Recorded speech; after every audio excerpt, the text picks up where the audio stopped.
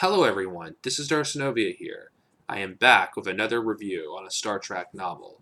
This time I'm reviewing a novel that I previously read, but I forgot to review it, so I had to listen to the audiobook again in order for me to do a proper review. And this is the novel Captain to Captain, a first of a trilogy.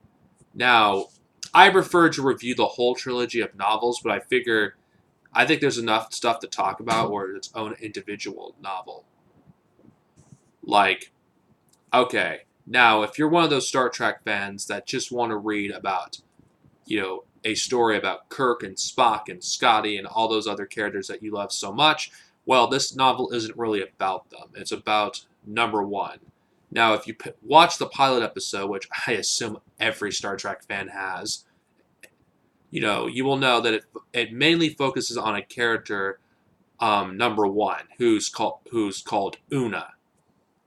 Now, if you've seen Discovery, yes, her name was actually named in this novel before Discovery came out and before she appeared in Discovery. So, yeah, this isn't one of those things that's just made up. Now, it's interesting because number one, barely anything was known about her prior to this novel coming out. And we learn a great deal about her in this book, about her past, what drives her, and why this is called Captain to Captain. Now, most of this book takes place during the portion where, Robert April is in command of the Enterprise. So yes, this a good chunk of this takes place even before Captain, Christopher Pike is captain of the Enterprise. Now, this novel introduces a new alien species in Star Trek, which there's so many damn aliens in the Star Trek universe that, I'm surprised they managed to come up with an alien species that feels like a creature from Star Trek, but also, not feel completely out of place in the original series era of Star Trek. Now,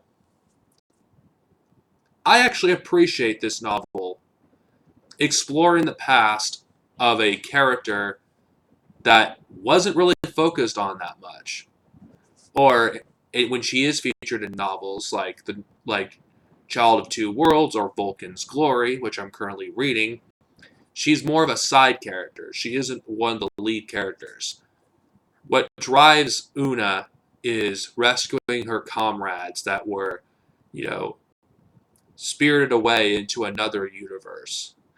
The aliens that are introduced here have a weapon that could send anyone they wish into another universe, and it's a weapon that's so dangerous that if it gets in the hands of the Romulans or the Klingons, it could shift the balance of power. And, well, this novel, since it's a trilogy, ends in a cliffhanger. Now, how well does this novel write the characters? Because, Spock and Kirk, McCoy, all those characters that are featured, even though they're barely featured in the book, how well are they written? They feel like the characters from the show. I think Greg Cox does a good job of capturing these characters, and I feel like he did a good job writing, number one, who is giving us an extension of the character that we see from the pilot episode.